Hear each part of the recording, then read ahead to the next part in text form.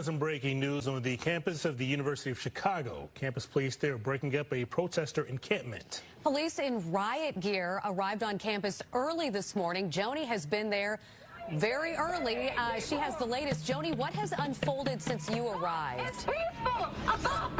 Well, the campus police, as you said, moved in just before 5 a.m. And these protesters have been holding the line now for 2 hours. There's a bullhorn behind us, so it's very loud. Christopher was on the inside when it happened. Describe what happened in the quadrangle this morning. Yeah, it was horrific. They waited like cowards until every single student was asleep in their tent, basically.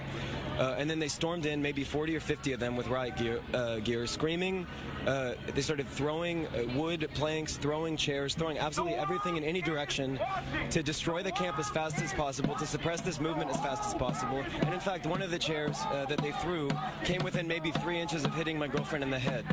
And they had just woken us up. So it was dark because it was before sunrise. You had a warning that they were coming, but they did for a while, and so everybody was asleep. We had no warning.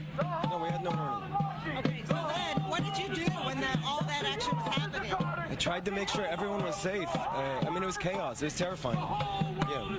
So you were able to get out. I understand that students are being threatened with disciplinary action for being in there. They gave us some ridiculous notice out here saying that participants in the quad encampment, which no longer exists thanks to them, are facing like an interim leave of absence as well as a criminal trespass charge. I have no idea if that's just a scare tactic or if it's real, but it doesn't matter because the difference between us and people like these cops is that there are limits to when we continue following orders. And when you're talking about a genocide visited upon a colonized population of 2 million people trapped in a ghetto that's as long as a marathon and 6 miles wide, when that ghetto is being systematically starved, slaughtered, every hospital bombed, every university bombed, 70% of homes destroyed, 40,000 people murdered, 15,000 children murdered, the entire population on the brink of starvation, we say, and if our government and our academic institutions are complicit in this, there comes a point where we say we're not following orders and it doesn't matter what you do to us because there are principles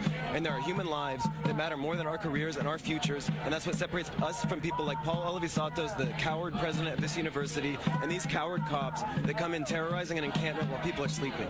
You've been standing at this line linked arm in arm with other protesters. What has happened here? What's happening here, you'd have to ask them. Apparently they're trying to intimidate us, trying to suppress the protest that is continuing to grow. I think that they thought they could basically terrify us into inaction, into flight.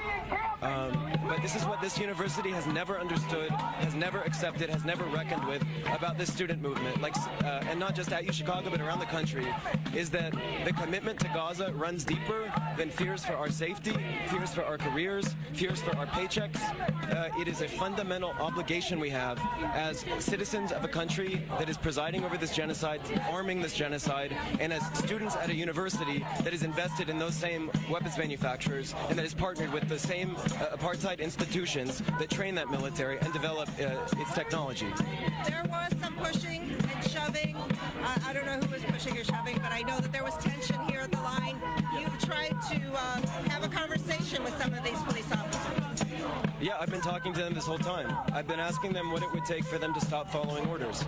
I would ask them, how many kids have to die? So if you say 15,000 kids are killed, they're still willing to violently suppress a national movement, raising the alarm that this needs to stop, that the U.S. complicity needs to stop. So what if it was 50,000 kids, 200,000 kids, 1 million kids? What if the whole Gaza ghetto?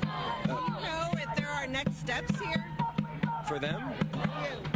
For me, the next step is a simple one, whatever form it takes, which is to continue fighting with every breath we have, with everything we have, for the people of Gaza, because the blood of those kids is on our hands.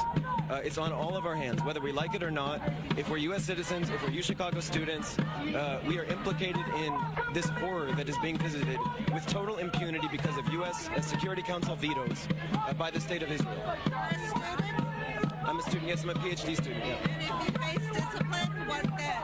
Again, I don't care. It doesn't matter. there are things that matter more than my academic future. And certainly every one of those children that is being murdered, starved, maimed, whose parents are having to choose, you know, do I let this kid starve first or that one?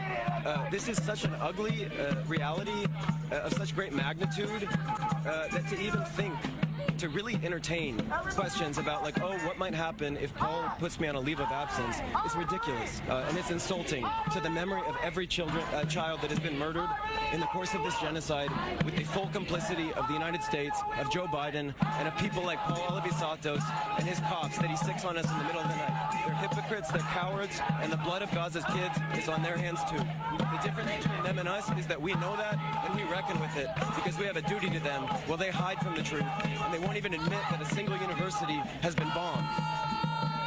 Thank you so much.